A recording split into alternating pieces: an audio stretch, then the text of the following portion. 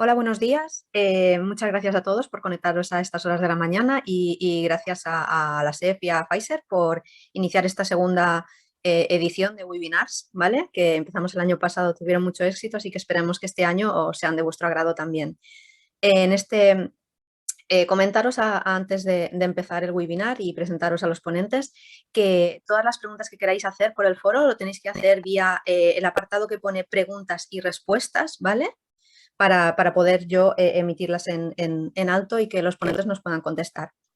Y sin más pérdida de tiempo ni retraso, quería presentaros a los dos ponentes que tenemos hoy, que son el doctor Miguel Salabert, que es especialista en medicina interna y en microbiología y parasitología, jefe de la unidad de enfermedades infecciosas del Hospital de la Fe de Valencia, miembro del equipo PROA y consultor senior de enfermedades infecciosas de su hospital. En la segunda ponencia, que tendremos a nuestra compañera del grupo AFINF, Aurora Fernández, especialista en farmacia hospitalaria, miembro del equipo PROANEN, miembro del grupo coordinador AFINF y vocal de la SEF en Cataluña. Así que nada, esperemos que este webinar os agrade. Empezamos el primer webinar de este año con novedades en antivíricos y nada, empezaremos las ponencias. Doctor Salabert, cuando usted quiera.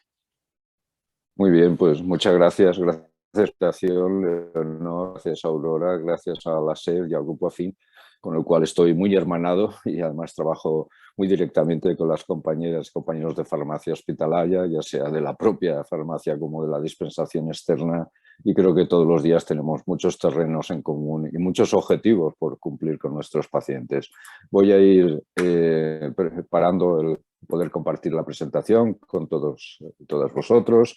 Y como bien decíais, pues hoy empieza este curso de sesiones que es magnífico, me ha parecido un programa estupendo, la verdad que me gustaría asistir de oyente en algunas de ellas, y hoy tenemos que abordar el enorme mundo, el gigantesco mundo de los antivirales, porque pues hay muchos virus de todos tipos. Estos pueden ser mis conflictos, mis descargos, dejo aquí anotados. Y bueno, pues la verdad es que tanto en pacientes inmunosuprimidos como inmunocompetentes, pues hoy por hoy, pues cantidad de virus. Llevamos pandemias de VIH, hepatitis C que ojalá erradiquemos, microerradiquemos pronto. Hay novedades de antivirales, hepatitis B y delta, bueno, todo el grupo de herpes, igual comentar después al final algo de los nuevos fármacos frente a citomegalovirus, otros inmunitarios, entre los cuales se podría incluir los coronavirus y el SARS, los antiguos MERS, el SARS-1, pero bueno, los emergentes que no se preocupa hoy por dengue, por Zika, por chikungunya, las fiebres hemorrágicas, los brotes de ébola que hay, hantavirus en algunas zonas del planeta, West Nile, no digamos este verano que hemos tenido con el monkeypox. O sea, como veis, realmente podríamos tener todo un curso, todos los miércoles del mes, sesiones de diferentes antivirales para cubrir el espectro. Pero bueno, nos vamos a dedicar ya a unos pocos de ellos y dado que estamos aún en pandemia por el coronavirus, por el SARS-CoV-2, fijaros que llevamos más de 900 días de pandemia desde febrero, marzo del año 2020, bueno, pues con 616 millones de muertos, de afectados por casos, 6,5 millones de muertos en el mundo, pero 12.000 millones de vacunaciones. Sin embargo, aún no tenemos, y es de reivindicar la especialidad de urgencias infecciosas en nuestro país. Yo creo que ya clama, ¿no? Bueno, España ha dejado de contar desde el verano, como mucho pues por encima de 65 años. Fijaros, en marzo, pues prácticamente 11.000 y pico casos, 500.000 hospitalizaciones, 100.000 muertes, y si miramos los datos de la Johns Hopkins, pues sí que vemos que ellos siguen contándonos. Tenemos casi 114.000 fallecidos, tenemos más de 13 millones de casos en España, respecto a los datos que se han comunicado en junio por el Carlos III en algunos de sus informes. Pero claro, es que prácticamente más de 50.000 pacientes en la UCI. Sin embargo, ya son noticia el que muchas de nuestras UCIs comunican que están ya vacías de casos de COVID, y en las plantas, gracias a la vacunación y a otras cosas, quizás no tanto ya el uso de la mascarilla, que pues de luego, igual que el preservativo se ha dejado de usar mucho este verano, y así van las ITS también y el monkeypox, Pero bueno, desde luego hemos conseguido cosas en estos más de 2 años y medio, en muchos casos, pero también se ha podido controlar la mortalidad. Tratamos mejor a los pacientes, tenemos antivirales, monoclonales,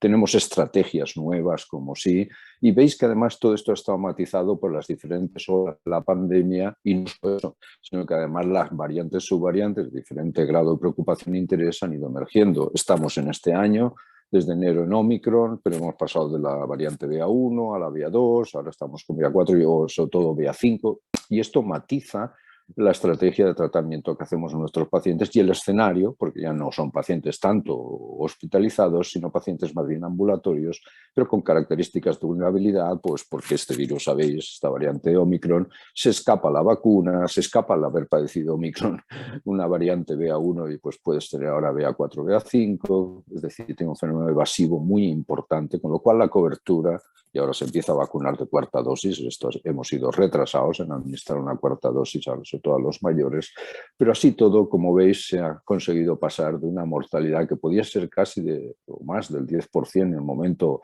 de marzo-abril del año 2020, con una media de 3,7% de mortalidad, a prácticamente 0,35, 0,52 con BA1, 0,22 con BA4, BA5. Hemos mejorado bastante en el control de la pandemia, aparte que el virus pues haya cambiado filogénica y ontogénicamente y desde luego puede haber fenómenos de fitness debido a las mutaciones acumuladas. Cuando intentamos ver qué fármacos teníamos para tratar el COVID, tanto para la fase viral como la fase hiperinflamatoria, veis que muchos fueron los llamados y después al final pocos han sido los elegidos, han sido aprobados una serie de fármacos muy concretos, hay que cubrir pues, con corticoides en la fase de inicio de la hiperinflamación, anticipándose también de manera precoz.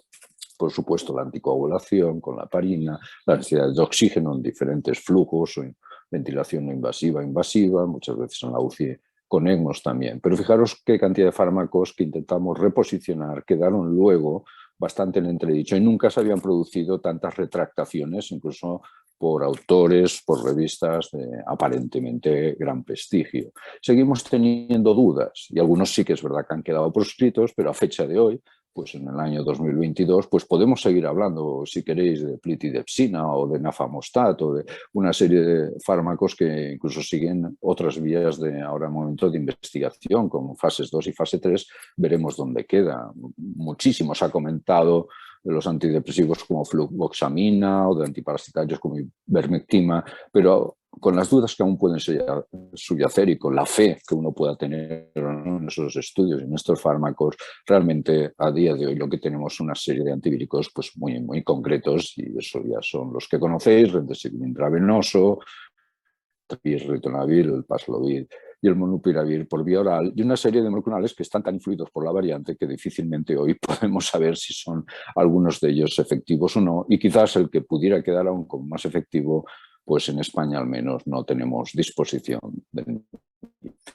Conocéis muy bien desde el principio de la pandemia esa situación de fisiopatogenia del virus con la fase de respuesta viral al principio, solapándose con la hiperrespuesta inflamatoria y el efecto protrombótico y una fase de inmunoparálisis, de inmunogotamiento, de linfopenia cuantitativa y también funcional y por supuesto en base a todo esto y la situación clínica del paciente, sobre todo en el momento que estaban hospitalizados con mucha gravedad y más mortalidad, pues fuimos adjudicando una serie de estrategias terapéuticas, donde obviamente hoy no trataremos lo que sería todo el manejo de la hiperinflamación, de eso que llamaron el síndrome de tormenta de citoquinas, y yo creo que es mejor llamarlo llovizna de citoquinas como tal, si lo comparamos con los CAR-T, su síndrome de respuesta de liberación de citoquinas o con la propia sepsis.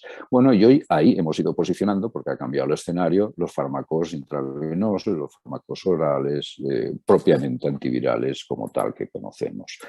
Esto desde luego debe estar muy engranado con la clasificación que la OMS y las agencias nos han establecido de pues, las fases graves, muy graves, moderadas, leves, leves moderadas, o el paciente en situación preprodrómica, por decirlo de alguna manera. Y hay fármacos que hemos reposicionado en el punto, es decir, el timing, el tiempo es vida, en este caso el tiempo es horas, tiempo es vida, y hemos aprendido desde los primeros momentos que hay fármacos que hay que dar antes, tanto en la fase hiperinflamatoria para prevenirla y anticiparse, y como no en la fase viral del virus, es decir, esos CTs tan controvertidos, si tenemos CT debajo de 25, de 20, de 15, pues que implica una carga viral alta, con toda la especulación que eso puede suponer y la curva de cargas virales que podemos tener en muestra respiratoria alta o profunda de nuestros pacientes, pues ha hecho que los fármacos que utilizábamos consideremos que se deben utilizar mucho antes, recordar el plasma de donante convaleciente, pero el propio Remdesivir se ha decidido anticiparlo antes y, como no, los antivirales orales. Es decir, hay fármacos que hay que dar antes de 7 días o hay que darlos antes de 5 días y si no, pues estamos realmente llegando tarde como tal. Lo mismo podemos decir de los monoclonales, incluso habiendo monoclonales que estarían para la situación digamos, de profilaxis preexposición y no solo de posexposición inmediata. Y esto en pacientes vulnerables de alto riesgo de progresión de forma leve, moderada, grave, pues es una estrategia hoy por hoy muy importante y reivindicada y que en este caso concreto harían más los servicios de medicina preventiva. Pero los escenarios han ido cambiando y del mundo intra-COVID, del paciente hospitalizado, bueno, no vamos a hablar hoy del long COVID, que esto realmente se nos escapa y está poco atendido realmente por todo el estamento sanitario, diferentes especialidades y mucho más por las políticas sanitarias. Veremos cómo queda la situación de muchos de estos pacientes con graves secuelas, ya no solo respiratorias, sino físicas, mononucleosis light, fibromialgias, fatiga crónica, cardiopatía, etc. Pero nos hemos centrado, desde luego, desde el final de edición de 2021 y sobre todo enero, a partir y hasta ahora, en lo que sería el mundo pre-COVID, que yo llamo, es decir, el paciente vulnerable, con comorbilidades, con edad mayor, a lo mejor vacunado o no vacunado, pero incluso con vacuna incompleta, vacuna inefectiva, muchas veces, de ahí la medición de los anticuerpos protectores, pacientes trasplantados, biológicos, anti-CD20 en concreto, y unas indicaciones que el Ministerio y las comunidades autónomas, sabéis, han regulado muy bien. Y es ahí donde hemos ido a situar ahora, digamos, el esfuerzo colectivo, y cada hospital, cada departamento ha hecho lo que ha podido, por posicionar de manera precoz y anticipada los fármacos que creíamos que podían evitar la progresión de estos pacientes a formas mucho más graves. De ahí que lo que llevamos trabajando pues, prácticamente estos 9 meses es ver qué pacientes constituyen esas vulnerabilidades, ese grupo vulnerable, ese pool, que además viene de diferentes especialidades, del grupo de trasplantes, del grupo de biológicos, coordinados con atención primaria, que es donde realmente estos pacientes siempre van a pasar o van a ser filtrados, o muchas veces servicios de urgencias, y como no, ahí es clave la intervención que tiene la propia farmacia hospitalaria en colaboración y comunicación con los especialistas de infecciosas. De ahí que hayamos montado esos hospitales de día tipo PROA COVID, al menos la Comunidad Valenciana en algunos centros, para atender estos pacientes de manera anticipada. Con lo cual ha habido que estudiar y ver cuáles eran los mejores circuitos, cómo hacíamos el cribado, pues a través de herramientas Big Data, en algunos sitios lo hemos conseguido, cómo detectarlos, cómo seleccionarlos día a día por la mañana. A estas horas lo deben estar haciendo algunas de mis compañeras con el programa Nimbus de nuestro hospital que se ha diseñado, ver cuáles son las indicaciones, vienen del Ministerio, vienen de nuestra comunidad autónoma y, como decía, pues circuitar a estos pacientes, darles Remdesivir 3 días en el hospital de día COVID o facilitarles de alguna manera en la ventanilla a sus familiares o como sea, o llevándoselo a casa o en atención primaria los fármacos orales y desde luego haciendo monitorización, seguimiento, ver qué seguridad tienen estos fármacos y evaluar si realmente están siendo efectivos. De ahí que pues en hospitales como el General de Alicante, en la FE también, pues hemos buscado esa manera que al paciente que podemos llevar en hospital de día COVID o el paciente ambulante que le podemos identificar, pues antes de 5 días para la mayoría de fármacos, intentar ser precoces para poder tener pues la serología, la PCR, etcétera, y poder indicar el mejor fármaco posible. De ahí que hayamos establecido circuitos y organizados alternativas terapéuticas para administrar los antivirales en nuestro entorno, muchas veces vehiculizados a través de los propios grupos PROA y haciendo que el propio equipo PROA y con la herramienta informática de Big Data pues podamos seleccionar estos pacientes vulnerables que hemos detectado por antígeno o por PCR y confirmado en nuestro departamento. Muchos son de fuera del departamento porque al ser de referencia pues todos los trasplantados realmente van a recaer sobre nosotros y aunque puedan venir venir los pacientes también dirigidos desde servicios de urgencias, desde atención primaria, desde los grupos de trasplante y otras especialidades. Se hace esta detección proactiva diaria con el objetivo de poder, digamos, seleccionar estos pacientes que nos van a permitir, pues, de una manera, anticiparnos en la medicación.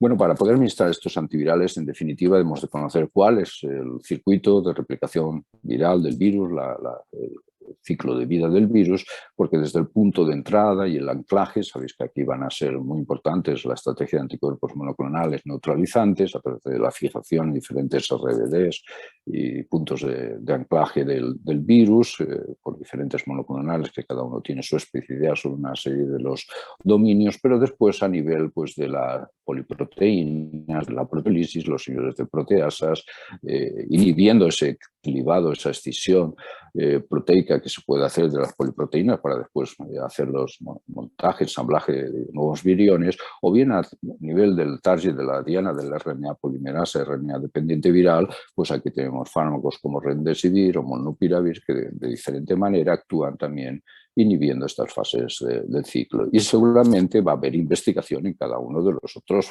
procesos finales también de ensamblaje o de exocitosis o de traducción, y desde luego pues mucha nueva estrategia también se está investigando en la parte de fusión de las membranas, de endocitosis y desde luego de la propia anclaje de la proteína spike con la membrana celular. Aquí tenéis algunos de los ejemplos. Lo que fue ya denostado, lo que fue rechazado, como la cloroquina o niclosamida, o en fin, una serie de fármacos, nitazoxanida, que no lo han demostrado, incluso tenían toxicidad, recordar la citromicina, lopinavir, todo esto ha quedado ya un poco en la noche del pasado. Pero bueno, hay desde luego dianas muy interesantes y fármacos que se están promocionando. Ahora mismo pues el grupo del Remdesivir está estudiando un fármaco, un profármaco, que se administraría por vía oral, lo cual puede también añadir eficacia y comodidad a los pacientes. Claro que en definitiva los antivirales actúan en diferentes puntos, como decimos, del ciclo de vida del virus, el anclaje y la entrada, la traslación de proteínas virales. Aquí es donde actuarían Imaltrelvir o otros inhibidores de proteasas, la proteólisis o las principales proteasas que escinden lo que serían las poliproteínas del virus esenciales, y otros actuarían sobre la replicación del RNA, la RNA polimerasa, RNA dependiente. Fijaos que aquí este fármaco del uso del mieloma, plitidepsina, está siendo investigado por compañías españolas. Esperemos que realmente consigan, porque tiene una gran actividad antiviral in vitro sobre el SARS-CoV-2, pues esperemos que realmente pueda al final posicionarse o tener su utilidad. Ahora obviamente no están estudiando no el paciente hospitalizado, sino el paciente ambulatorio como tal. Y aquí tendremos Remdesivir, algunos otros que hoy por hoy pues sabéis que no tienen la actividad suficiente o pueden ser más tóxicos que beneficiosos, la ribavirina, el favipiravir. Bueno, y aquí también estaría Molnupiravir como tal. Y bueno, y espero que hayan nuevos antivirales, igual que para otros virus en el futuro, y podamos tener un recambio, sobre todo si la pandemia, aunque sea en un goteo lento, persistiendo. Fijaros qué interesante es y es importante clarificar cómo el mecanismo de los fármacos que inhiben la replicación viral, que inhiben la RNA polimerasa, tienen diferentes modos de acción. Me parece muy curioso porque unos más clásicos, si queréis, como tal, que sería el Remdesivir, lo que hace es finalizar, bloquear, terminar la construcción de la cadena como tal, pero sin embargo, Molnupiravir lo que hace, pues como análogo de ribonucleósido que es, y además hay en concreto sobre la hidroxicitidina, es provocar una especie de enloquecimiento rápido de la mutagénesis, crea muchas mutaciones de error como tal, indolentes, pero que se van acumulando. En definitiva, es un empacho de mutaciones que lo que hacen al final es también inhibir lo que sería bloquear la acción de la RNA polimerasa, por lo cual impide toda la replicación del virus como tal, pero por un fenómeno diferente, como veis, al de interrupción, bloqueo directo de la cadena, que me parece que esto es añadido, un mecanismo muy interesante. Junto a ello, pues se han producido los diferentes estudios, como conocéis bien, pues los EPIC, los MOVOUT, el FIND-3 para Remdesivir 3 días intravenoso. Recordar que muchos pacientes pues, de tipo mujer embarazada, pacientes trasplantados, pacientes vacunados habían quedado excluidos o eran poco representados en estos estudios pivotales iniciales de uso de estos fármacos antivirales intravenosos orales en el escenario ambulatorio del paciente leve o moderado con riesgo de progresión. Bueno, además estos fármacos podrían, igual que los monoclonales, sobre el papel teóricamente ser influidos por las variantes circulantes. Ahora veremos que realmente se mantienen con buen temple y aguantan muy bien y de hecho siguen siendo activos frente a las nuevas variantes que se han girado como tal.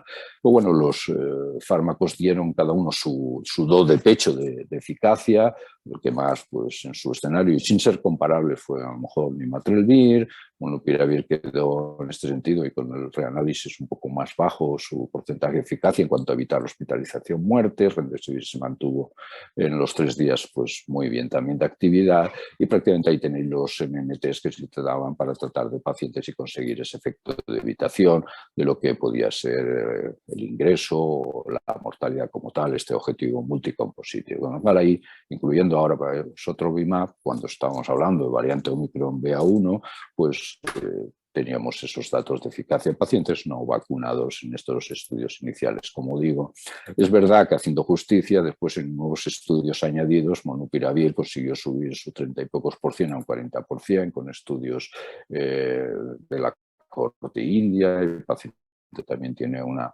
actividad quizás mayor o tiene una mayor eficacia. Como digo, esto no deja de ser una comparación virtual, los ensayos clínicos son diferentes, lo que es el diseño del mismo, lo que es el momento de evaluación, etcétera, y seguimiento, pero bueno, aproximadamente nos dan una idea de lo que puede haber conseguido cada uno en escenarios diferentes muy parecidos como tal. Con lo cual, lo que se nos ha planteado todos estos meses de este año es dónde situamos cada uno de ellos, el inhibidor de proteasas, Nimatrelvir, los monoclonales, Remdesivir o Molnupiravir como tal, y en qué poblaciones de pacientes, y eso es lo que trataremos de ver, puesto que la elección de estos fármacos pasa por una triangulación entre el propio patógeno, factores que dependen del virus, factores del propio Pues huésped a y ver, los 2 antivirales. minutos. Muy bien. Y entonces, pues nos influye la carga viral, las variantes, las mutaciones, las resistencias en cuanto al virus, sobre todo la variante circulante. En el huésped la duración de síntomas es clave, el grado clínico, la edad, las comorbilidades, la polifarmacia que influye en las interacciones farmacológicas y, por supuesto, el antiviral está muy presionado por su perfil de seguridad, su tolerancia, su PKPD y, como decíamos, las interacciones farmacológicas. De ahí que no podemos tratar a todos los pacientes por igual, no vale el café para todos, debemos individualizar y así la individualización ya ha venido incluso regulada por el Ministerio, por las comunidades autónomas, individualizar por el tipo de paciente, si es trasplantado o no, inmunodeprimido o no, vulnerable, la edad y la comorbilidad, la cronopatología y las fases, si tiene vacunación o no, si ha habido respuesta inmunoespecífica eficaz o no, si la vacunación ha sido completa o no, si estamos en el momento de un paciente ya que necesita oxígeno hospitalizado, un paciente ambulatorio, que queremos evitar la progresión, como no las subvariantes y desde luego también por los criterios de diferentes sociedades científicas y guías, ya sean las españolas de la SEIM, ya sean las del Reino Unido, las de la ITSA o cualquier otra. Como os decía, influye mucho la progresión del patógeno en base a las variantes que han aparecido. Aquí tenéis la llegada de Omicron ya desde el final del año pasado, diferentes subvariantes, desde la BA1 ahora pasando la BA2, BA4, BA5. Es fluido, como os bien los monoclonales y todo el uso que hemos podido hacer Sotrovimab se ha minado a lo largo, a partir de marzo, abril, por el cambio a BA2 y luego ahora BA4, BA5. Esto hace que realmente tengamos problemas de manejo. No tenemos, por ejemplo, aquí Bevacizumab, como veis, sería quizás el más activo aún sobre las variantes Omicron, sobre todas ellas. Hay un fold change aumentado para Sotrovimab. Veremos Ebusgel realmente, que ahora tiene la aprobación también para tratamiento, no solo profilaxis de exposición, pues sería bueno tener alternativas de los monoclonales para poder cumplir objetivos de estrategia. Y como os decía, se mantiene muy bien lo que es la actividad de los diferentes antivirales, Molnupiravir, Nimatrelvir, Remdesivir, el profármaco oral también de Remdesivir, todos mantienen frente a las diferentes variantes alfa, beta, gamma, delta y las Omicron una actividad antiviral perfecta, con lo cual aquí estamos de momento resguardados como tal. Quedan muchos gaps aún por aclarar de los diferentes ensayos, pacientes, pues digamos, inmunosuprimidos, pacientes de mucha edad, pacientes sin cobertura vacunal o efecto de la vacuna suficiente, embarazadas. Es decir, quedan muchos aspectos que creo que a lo largo de los próximos meses, con nuevos antivirales que lleguen, vamos a poder ir solucionándolos. Y no quiero extenderme más, simplemente decir que después cada uno de los fármacos, ya sea Paxlovid o sea Remdesivir o sea Molnupiravir, ha ido buscando su campo de acción en estudios observacionales de vida real, en pacientes inmunosuprimidos, en pacientes a lo mejor ya vacunados, y aquí tenéis, por ejemplo, pacientes vacunados, pues el efecto sigue siendo muy bueno, quizás baja un 40% el riesgo relativo de reducción de la eficacia, pero desde luego los fármacos siguen siendo, además no solamente eso, sino es que también pues, permiten, digamos, utilizar menos test diagnósticos radiológicos, mejoran todos los parámetros clínicos y además el objetivo multicomposite de evitar la visita a urgencias o la hospitalización. Realmente estos fármacos lo consiguen también en el paciente vacunado, pacientes de edad, pacientes variante Ómicron, Nupiravir lo mismo, estudios en vida real, casi 200 pacientes de la serie italiana, pacientes trasplantados, una pequeña serie del grupo español, precisamente de Vallebrón, infecciones de brecha en pacientes vacunados, es decir, todos se están intentando, Remdesivir es otro, posicionar su capacidad, su efectividad en los pacientes de vida real, pacientes vacunados. Aquí tenéis, por ejemplo, el Kaplan-Meier de Remdesivir y de Sotrovimab, prácticamente pues, evitando el ingreso, la visita en urgencias al mes y la hospitalización como tal. Bueno, y entonces las guías vienen y te hacen estos esquemas y dice, ¿dónde ponemos cada uno de ellos? Y realmente algunos esquemas son muy complejos, como podéis ver. Este es interesante, el artículo está muy bien en el Antimicrobials, pero realmente lo hace muy complejos. Y sin embargo, pues el peso que pueden tener, porque condiciona mucho lo que es precisamente la interacción farmacológica, el uso de algún oral como Nimatrelvir, aquí en este artículo le da vuelta y dicen que es una oportunidad estupenda en pacientes ancianos con polifarmacia para hacer una desprescripción anticipatoria. Si lo que más interacción farmacológica tiene con fármacos que realmente son potencialmente inapropiados o innecesarios, fijaros, fármacos antitrombóticos, Trelvir, pero es una oportunidad de prescripción de terapia anticoagulante dual, si no hay eventos coronarios, de los fármacos de hipertrofia prostática o antipsicóticos simplemente se dan para sueño o agitación. Creo que las guías europeas son un poquito más razonables y de verdad creo que pueden poner un poco más de orden, no voy a detener en ellas porque estoy ya fuera de tiempo y vienen a situar cada uno de los fármacos dependiendo precisamente de eso, de la variante, de la disponibilidad del fármaco, de si hay estatus vacunal o no y si tenemos disponibilidad de los mismos o vía intravenosa o vía oral. Los remito a estas guías y ya en ese sentido me mojo y concluyo diciendo dónde podría utilizarlos yo estos fármacos. Pues creo que en el Nimatrelvir, pues por supuesto antes de 5 días y no tenemos problemas de interacción farmacológicas, es el fármaco que más eficacia ha conseguido, lo ha demostrado también en pacientes vacunados y bueno, pues creo que sería uno de los fármacos a tener en cuenta, sobre todo en el escenario ambulatorio, atención primaria o en nuestro, digamos, hospital de día o incluso en la administración en hospitalización domiciliaria. Si no fuera por la variante Omicron nueva, Sotrovimab seguiría siendo activo. Aquí podríamos cambiarlo a Betelovimab si lo tuviéramos disponible. Sería un fármaco estupendo cuando no pudiéramos dar Nimatrelvir por interacción farmacológica. Fijaos que ya Casirivimab y Indemivab no se pudo dar al entrar la variante Omicron y desde luego ya no tenemos Delta y otras variantes que permitan este tipo de monoclonales. Y desde luego hay que tener, eso sí, una accesibilidad, una logística montada como hospital de día o como domiciliaria. Si tenemos esa logística, pues también podemos dar Remdesivir intravenoso si el paciente le parece bien. Si estamos antes de 7 días, desde luego, y pues no podemos dar Nimatrelvir por problemas de interacción, toxicidad o tolerancia. Pero claro, no es lo mismo tener una estatina que llevar a lo mejor un tacrolimus o otro inmunosupresor por trasplante. Se puede hacer una de prescripción según el tipo de paciente y de fármaco. Y si no, pues tenemos la posibilidad de Molnupiravir antes de 5 días.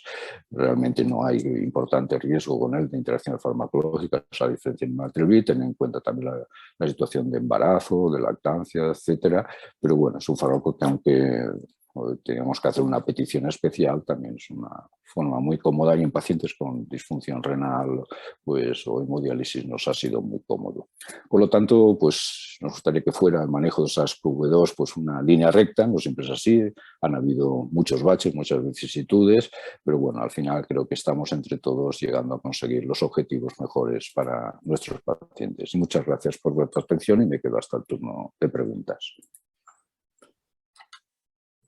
Dejo de compartir. Muchísimas gracias, doctor Salabert, por su excelente sesión. La verdad es que ha sido muy gratificante ver todo el resumen de lo que llevamos vivido el COVID a nivel farmacológico y seguro que a nuestros compañeros les irá estupendamente tal resumen. Y aprovecho mientras la siguiente ponente es Aurora Fernández, que todas la conocéis ya, es socia en nuestra sociedad y compañera del grupo AFINF, que va a continuar con la ponencia. Y mientras ella comparte la sesión, aprovecho para decir a todos los que os habéis ido conectando durante la charla del doctor Salabert que si alguien tiene alguna pregunta, finalizadas las dos ponencias, la realizaremos a través de preguntas y respuestas, ¿vale? Lo digo por si alguien se ha conectado más tarde de lo que yo he comentado al principio, que sepáis que mediante preguntas y respuestas, al finalizar la de Aurora, empezaremos el turno de preguntas. Gracias. Bueno, muchas gracias. En primer lugar, gracias a todos los que estáis conectados. Somos más de 120 personas y eso, pues, la verdad es que es un gusto poder compartir, ¿no? Pues un poco las novedades que hay en antivíricos. Como decía el doctor Salabert, antivíricos, ¿no? de virus hay muchísimos. Tenemos un reto importante, ya lo teníamos, pero como ha apuntado en las primeras diapositivas del doctor Salabert, ¿no? Hay una variedad importantísima de virus con una incidencia alta en la población, la distribución mundial, ¿no? Y que de ahí tenemos un reto importante en el desarrollo de nuevos antivíricos. El timeline de desarrollo, ¿no? Lo que hemos ido estudiando de antivíricos en los últimos años, como veis en esta diapositiva, pues básicamente se ha centrado en el HIV, en la hepatitis C, la hepatitis B, ¿no? Y de menor medida, ¿no? el desarrollo de fármacos para otros virus, ¿no? El CMV, el virus herpes, ¿no? El VRS. Estos en los últimos años pues tal vez ha disminuido, ¿no? Entre el 2000 y el 2020 hemos tenido pues relativamente pocas novedades, ¿no? En este caso y no fue hasta la aparición del COVID pues que ha habido este boom de nuevo de investigación frente a los virus. Como solo tengo 10-15 minutos, voy a centrar las novedades de un grupo, ¿no? de antivíricos frente a CMV, donde hemos tenido recientemente algunas novedades que yo creo que son importantes en el entorno hospitalario y por tanto que los vamos pues, a revisar de manera pues, rápida, ¿no?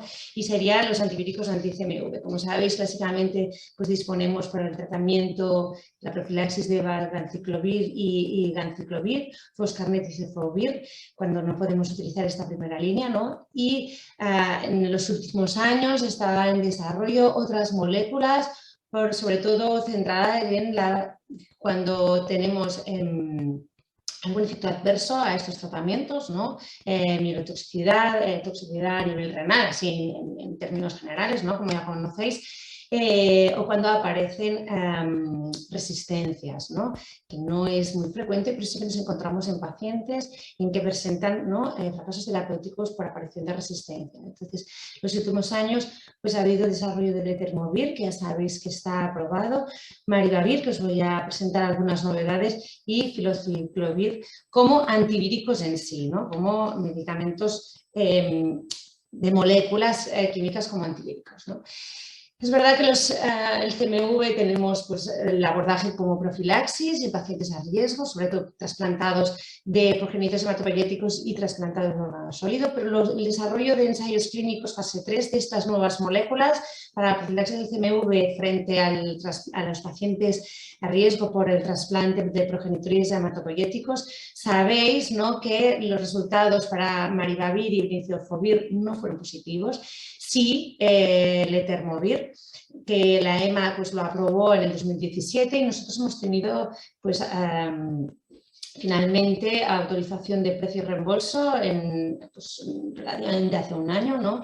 Por una indicación muy concreta, que es la profilaxis de la reactivación del CMV, una enfermedad causada por este virus en adultos seropositivos para CMV, receptores de trasplante de progenitores hematopoyéticos halogénico, ¿no? En estos casos, el ensayo clínico pivotal sí que se observó una reducción del 60% del porcentaje de pacientes que requerían una terapia anticipada cuando se había utilizado en profilaxis, ¿no? El Etermovir pues parecía que un 17% versus el grupo control sin esta profilaxis del 41%, ¿no? Lo que sí que no se observó es una diferencia en el porcentaje de pacientes que desarrollaban enfermedades, sobre todo porque cuando no aparecía viremia, pues estos pacientes pues eran tratados, ¿no? Y por tanto, seguramente por eso no hay esta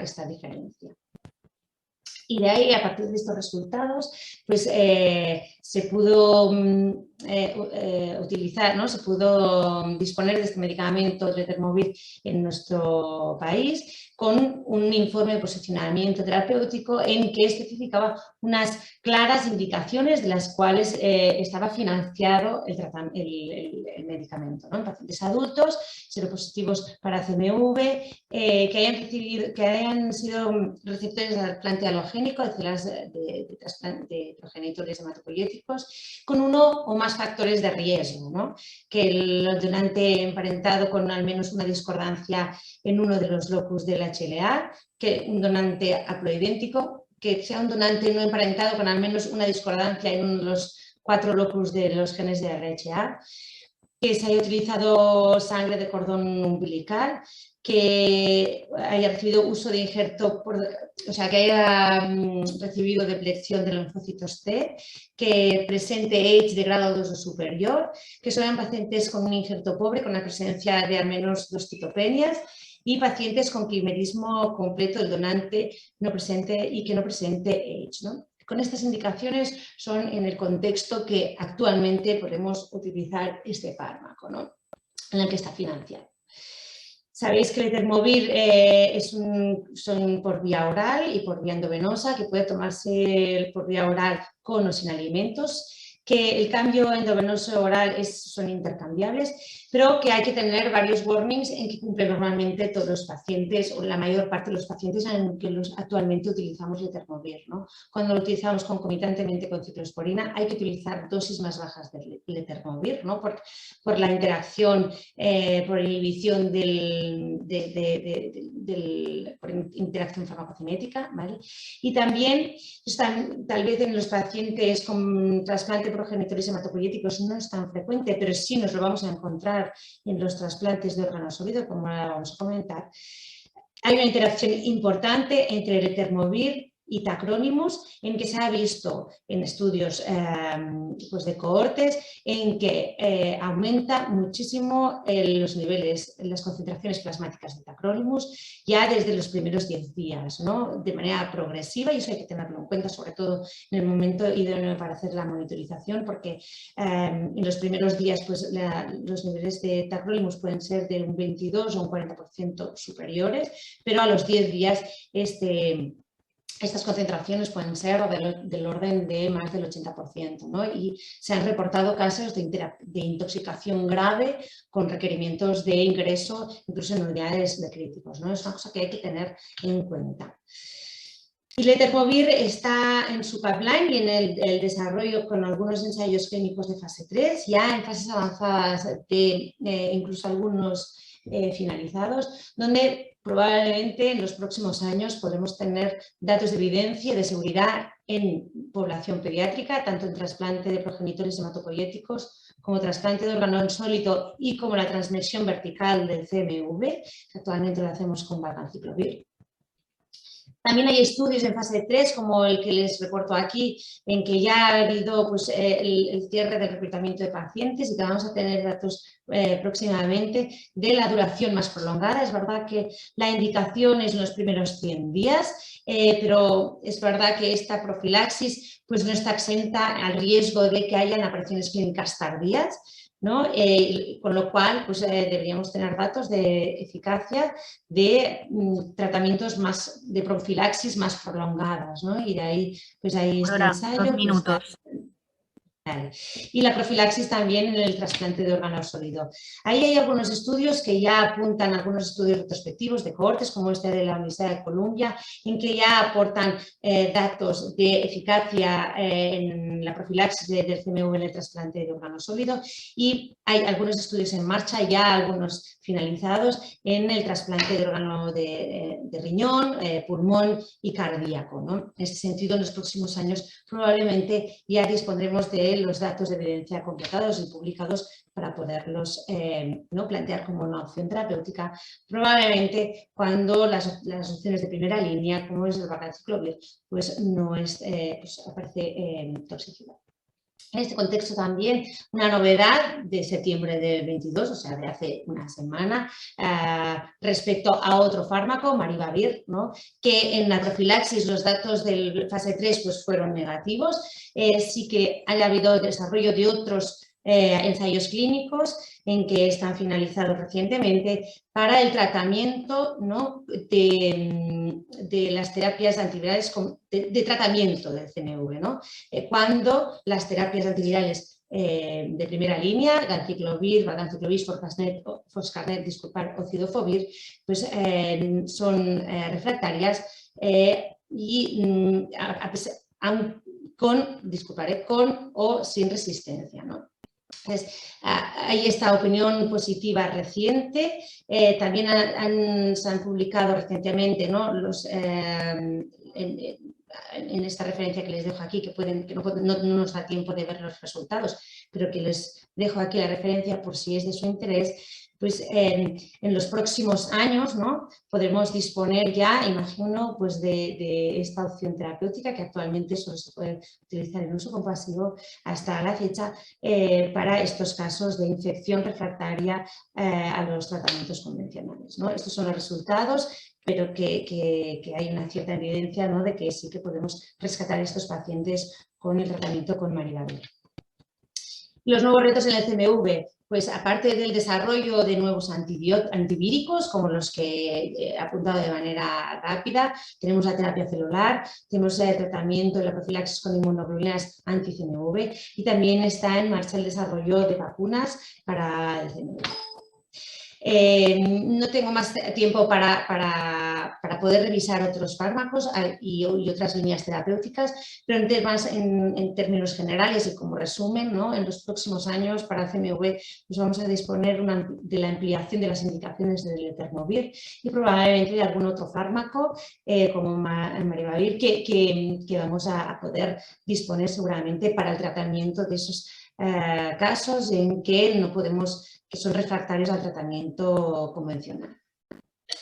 Si acaso las dudas para los minutos que nos quedan de preguntas y respuestas.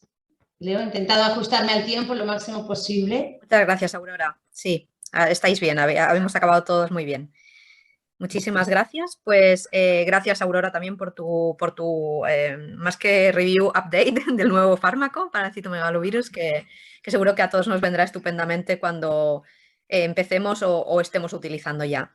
Pues si queréis y no hay más cosas, aprovechamos para realizar el turno de preguntas, que he visto que ahora mismo hay 4. Y empiezo a lanzar las preguntas, si os parece. Raúl Pérez nos comenta, doctor Salaver, ¿qué hacemos con los inmunodeprimidos con COVID persistente e infecciones graves de brecha?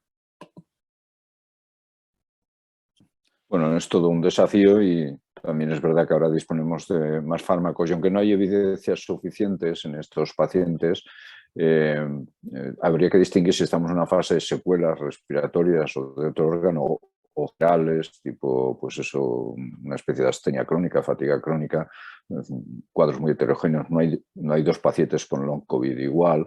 En ese sentido, pues tendríamos que ver si realmente hay actividad viral o es todo un fenómeno, no sé, inmunomediado lo que está pasando. Pero sí que es verdad que en inmunodeprimidos se nos producen más que COVID persistente o COVID recurrente. Incluso nosotros hemos visto en pacientes tanto con inmunodeficiencia como variable, con inmunodeficiencias primarias o congénitas, como inmunosuprimidas adquiridos, el caso típico del ALO-TPH o un CAR-T, pues nos reconstituimos lógicamente, y estos pacientes tienen variantes o tienen virus SARS-CoV-2 que incluso van mutando dentro del propio paciente, porque no es que estén semanas, están meses, pueden estar 4 o 6 meses con actividad positiva, detección de carga viral o detección del virus como tal. Y cuando se hace secuenciación genómica ves las mutaciones y ves que incluso pueden ir cambiando. En estos pacientes lo que hemos hecho han sido muchas veces, si no se puede mejorar la situación inmunitaria, tratamientos combinados de cada caso y además más prolongados. Pues hemos llegado a hacer ciclos, todo esto ya digo, estoy hablando fuera de ficha técnica, fuera incluso de estudios, un poco más experiencia. Hemos hecho combinaciones de Remdesivir con monoclonales. En la época que no había monoclonales lo hacíamos con plasma de donante convaleciente, y bueno, pues ahora incluso se está valorando y hemos hecho algún caso de tratamiento de antiviral intravenoso y oral combinado, buscando dianas distintas. Pero ya digo, son casos muy especiales. Y después otra cosa, el tratamiento combinado que preguntan, ya no en infección persistente, sino en infección convencional. Pues sabéis que hay estudios de seguir con baricitinib, está la dexametasona, es decir, que para la fase del virus o el overlap que se produce fases del virus se pueden hacer combinaciones, y nosotros en pacientes monoprimidos, trasplantados, hematológicos, también hemos utilizado el bloqueo con el monoclonal de la proteína Spike, pues en este caso con sotrovimab sobre todo, y combinado por supuesto con Remdesivir. Perfecto, gracias, doctor Salaver, que ha contestado ya casi a la segunda pregunta que estaba propuesta. Pasamos a la tercera pregunta. ¿Consideráis adecuado administrar antivirales, entre paréntesis, Remdesivir, Paxlovid, en pacientes inmunodeprimidos hematológicos que lleven más de 5 o 7 días de evolución, incluso más de un mes, pero que mantengan PCR COVID positiva, clínica respiratoria y alteraciones radiológicas que han llegado a pasar por ello por varios ingresos hospitalarios por este motivo?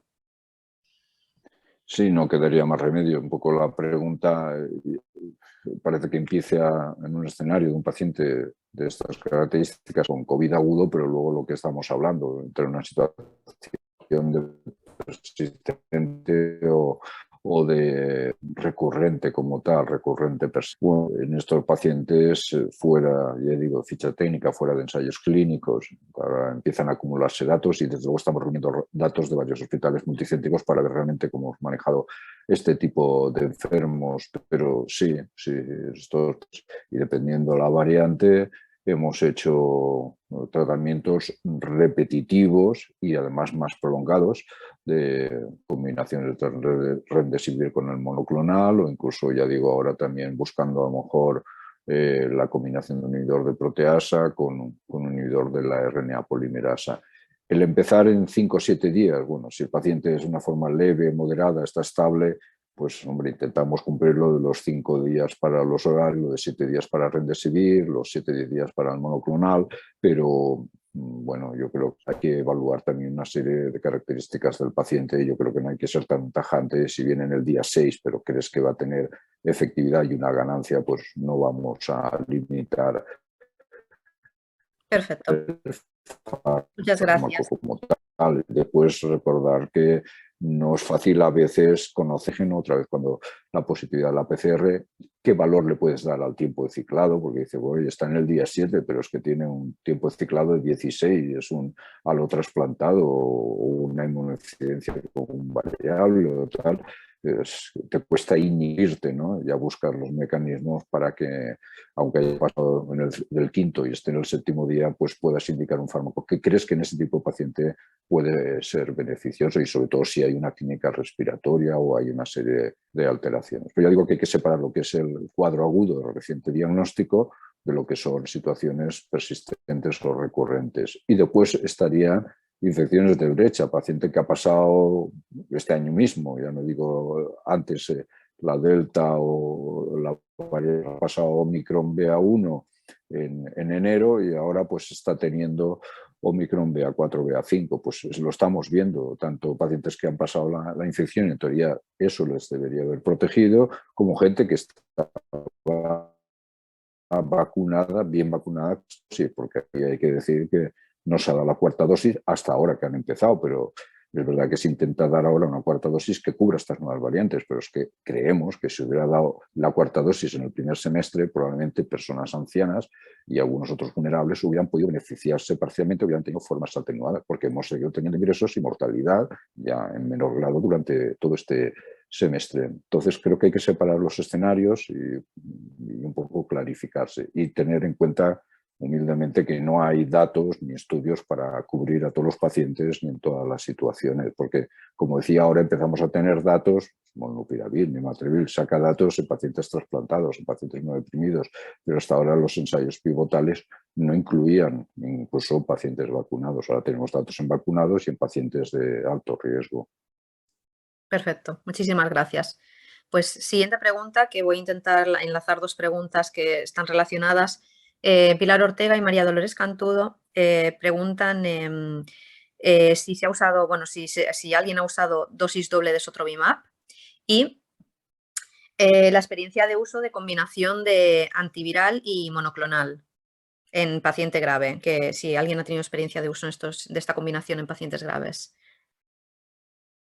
Sí, ya digo, nosotros en pacientes ya que han seguido hospitalizados, pacientes, algunos trasplantes de órgano sólido con rechazo, con mayor inmunosupresión, pacientes con alotrasplante final injerto contra huésped, o pacientes que no tenían inmunidad, pacientes que están con rituximab y corticoides. Todos estos pacientes, ahora de hecho se han publicado los datos del grupo de Puerta de Hierro de pacientes con anti-CD20, con rituximab y el manejo y el resultado en estos pacientes, un estudio muy interesante en Clinical Infectious Disease.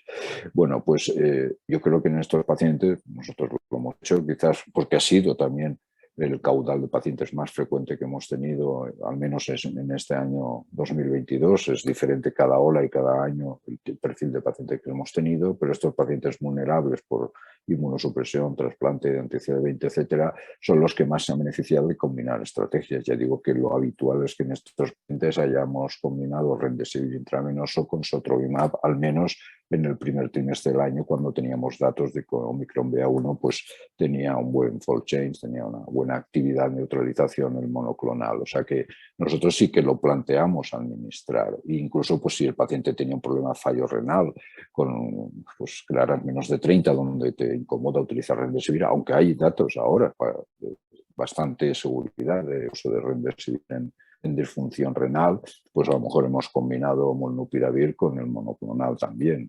Casos excepcionales, casos raros. Pues yo no veo por qué no atacar al virus en diferentes dianas del ciclo viral, del ciclo vital, que de hecho, y perdonar que haga una reflexión un poco en voz alta y simplona, pero el tratamiento del VIH, 3 antivirales o 2 ahora con la terapia dual, pero llegamos a dar hasta 4, hepatitis C, es decir, combinamos diferentes antivirales para tratar diferentes dianas del virus y llegar a controlarlo o incluso erradicarlo, en el caso de la hepatitis C, y llegar a respuesta viral sostenida. O sea que no veo por qué en ese sentido, aunque no hayan evidencias de ensayos clínicos, hay que ser puristas y no utilizarlos. Creo que hay pacientes que se pueden beneficiar mucho. Cuando no teníamos el monoclonal, dimos en el 2020 y parte de 2021 pues plasma de donante convaleciente.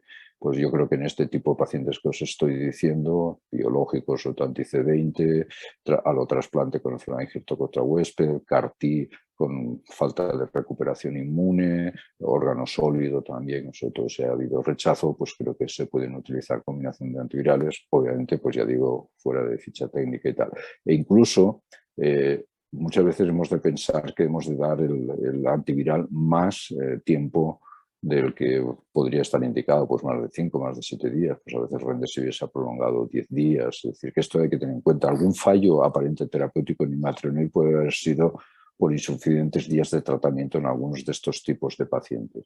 Y lo que no tengo experiencia y no nos hemos atrevido, no nos ha parecido del todo justificado, ha sido dar doble dosis del monoclonal de sotrovimab como tal. Yo creo que sigue muy abierto el tema de sotrovimab. Es una pena que este fold change, que yo creo que es conjeturable, creo que habría pacientes que se podrían beneficiar pese a tener estas variantes, pero ya digo, las agencias dicen que en principio no y que solo nos queda Bebtelovimab aquí, aunque Busgel se recuperaría porque el fold change es un poquito menor al de sotrovimab, pero bueno, va a empezarse algún estudio, incluso a nivel nacional, comparando la eficacia de Strogav en BA1 versus BA2. Y esto creo que a lo mejor nos podrá dar alguna información si el fármaco puede ser siendo eficaz. Sabéis que además el Departamento Médico del Laboratorio pues, habla a favor de que tiene una función efectora y un estímulo de la situación inmune celular, y eso podría hacer que por otras vías el monoclonal fuera siguiendo activo. Yo creo un poco en esto, pero sí que es verdad que nosotros tuvimos un hachazo de bloqueo de uso de sotrovimab, porque de alguna manera a partir de la última semana de marzo, debido al cambio de la variante. Doble dosis no tengo, pero sabéis que además hay estudios de sotrovimab también en administración subcutánea y tal, es decir que la verdad es que es una pena que hayamos perdido la posibilidad cómoda de dar este fármaco, que por otro lado era muy seguro, pero doble dosis no hemos tenido claro que la seguridad se mantuviera. Perfecto, muchas gracias, doctor Salaver, por la explicación. Creo que, Rocío Millet, que habías preguntado por en paciente hematológico qué opciones de antivirales recomendarías, creo que más o menos con la explicación que ha dado ahora el doctor Salaver, que si no va haciendo un resumen, creo que si no que me corrija él mismo, creo que habla por antiviral y monoclonal, ¿sabes? O sea, no sé Sí, si quiere añadir alguna cosita más. el problema, claro, Leonor, lo que dice Rocío y dice también Pilar, es que, claro, muchos de los fármacos, muchos de los pacientes con trasplante de órgano sólido o con TPH son pacientes, sobre todo tienen AIDS, son pacientes que están con inmunosupresión. Entonces, claro, el paciente lo tienes muy de cerca, lo monitorizas, haces los niveles, etcétera, etcétera. Pero si lo tienes tan cerca, pues a lo mejor acabas diciendo, pues le doy molnupiravir, lo pido si tengo tiempo para que me llegue, un día y medio, 2 días como mucho, o bien lo tengo tan cerca, pues le doy Remdesivir 3 días, ¿no? En esta situación hablamos de aún forma leve, moderada, pero tiene alto riesgo de progresión por las características. Pero claro, no es lo mismo que te llamen y te digan, ¿qué hago con este paciente que lleva estatinas? Te llaman la atención primaria o la compañía de farmacia. Pues hombre, a lo mejor se puede quitar la estatina una semana o 10 días, no hay problema, o algún otro fármaco, ¿no? La anticoagulación mismo, siempre más fácil de manejar, pero la inmunosupresión, cuando hablas con el trasplantólogo del órgano X, no la que modifiques la inmunosupresión, sobre todo si el paciente está estable y que, digamos, le puedas liar un poco el manejo. Entonces, claro, eso te obliga a no usar ni Matrelvir y utilizar los otros. Y por eso digo que el paciente hematológico depende de qué paciente hematológico, qué fármacos lleve de base. Perfecto. Nos quedan 2 preguntas, ¿vale? Para ir cerrando la tanda de preguntas. Bueno, continuamos con el tema del COVID y luego ya pasaremos a la pregunta que hay de citomegalovirus para Aurora. La última pregunta para el doctor Salaver sería, en pacientes pediátricos candidatos a trasplante hematopoyético, ¿necesitaríamos tener anticuerpos negativos a COVID para comenzar el trasplante? ¿Se ha utilizado alguna estrategia para negativizar en asintomáticos que siguen siendo positivos? No sé si usted tiene experiencia. No tengo experiencia en el manejo del paciente pediátrico de estas características, pero bueno, en relación un poco al sentido común y la lógica de la pregunta, es que está muy controvertido incluso el nivel de anticuerpos que se puede alcanzar y el valor que eso tiene. Y como el otro aspecto que creo que es relevante en este virus es el de la inmunidad celular, y ese fácilmente no lo podemos medir, aunque hay unos pruebas de tipo cuantiferón, ¿no?, para ver la respuesta celular frente al SARS-CoV-2. Yo creo que aún no tenemos, digamos, biomarcadores o marcadores tanto virológicos como de respuesta inmunitaria o marcadores surrogados para poder saber realmente el paciente en qué situación de protección o autoprotección se puede haber conseguido con vacuna, con pasar el coronavirus previamente. Yo creo que teniendo los fármacos que hoy ya tenemos, podemos hacer estas estrategias de profilaxis preexposición, de profilaxis posexposición e incluso de tratamiento antiviral, como podemos hacer en CMV de manera un poco anticipada, si eso es lo que nos preocupa. La diferencia es que en CMV tú puedes medir carga viral de CMV y sabes por dónde vas, pero aquí realmente no tenemos vías respiratorias, menos en sangre o eso, salvo estudios, posibilidad de tener una monitorización de una carga viral que sea, digamos, que te dé una seguridad en las decisiones de manejo. Y ya digo, no tengo experiencia concreta en el paciente pediátrico. Perfecto, muchísimas gracias. Y lanzamos la última pregunta. ¿Se dispone de evidencias, Encarna Abad, perdona, pregunta, ¿se dispone de evidencias del uso de maribavir en la infección de citomegalovirus asociada a infección por VIH y del letermovir? Creo que hay un ensayo clínico en marcha de letermovir en profilaxis de citomegalovirus para pacientes con infección por VIH. No sé si, Aurora, tú que has revisado el tema, nos puedes dar alguna respuesta. Es un campo que todavía pues tenemos, hay algún ensayo que ha empezado, pero que no tenemos datos todavía, ni de letermovir, creo que sí que hay algún ensayo, ni de maribavir. De momento, la evidencia que hay publicada es en la profilaxis del trasplante hematopoyético o en el tratamiento, en el caso de maribavir, y seguramente serán líneas de trabajo y de investigación en los próximos años en el VIH. Sí que hay algún estudio pues, de respuesta in vitro, pero que ensayos clínicos fase 3, hasta donde yo sé, no sé si el doctor Saavedra puede aportar más información de fases de desarrollo, pero hasta donde yo conozco no tenemos datos todavía.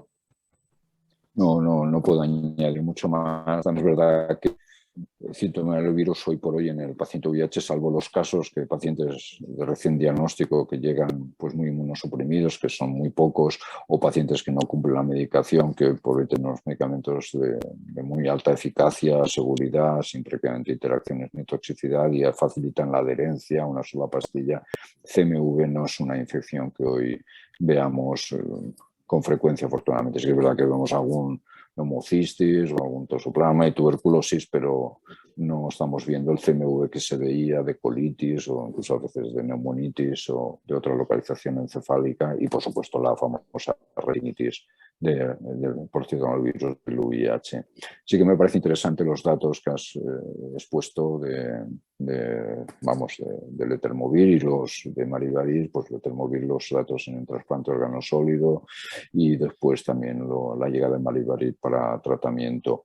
Y creo que después de los estudios que haya, pues probablemente podamos expandir al tipo de pacientes dentro ¿no? del ensayo, de la ficha técnica, pero fijaros lo que ha costado obtener precio y financiación para el letermovir.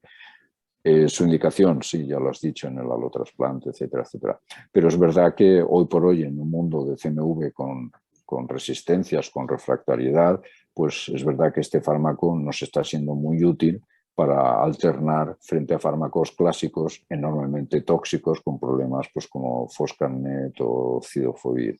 El único problema que le veo al letermovir es quizás esa baja o más baja barrera genética, pero el hecho que su diana sea otra, que es el complejo terminasa, hace pensar, esperar que desde luego puedes utilizarlo porque es mejor perfil de seguridad, menos toxicidad, y que por otro lado, si ha habido resistencias a los clásicos, ganciclovir, foscarnet o cidofovir, en principio no es una resistencia cruzada.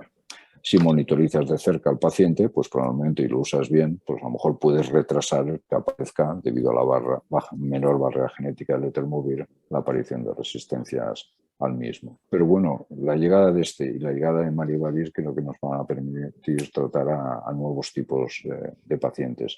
No sé si en el VIH invertiría yo tiempo y dinero para esto, porque probablemente... Por los ensayos que se están desarrollando, yo creo que no es una línea donde está apostando los laboratorios para el desarrollo de indicación, ¿no? Podríamos igual, pues como indicación en ficha técnica, no sé si lo vamos a ver en un tiempo corto, ¿no? Como si la indicación que están buscando en el trasplante de órgano sólido y la del tratamiento en los pacientes refractarios, que realmente es un problema en algunos pacientes, ¿no?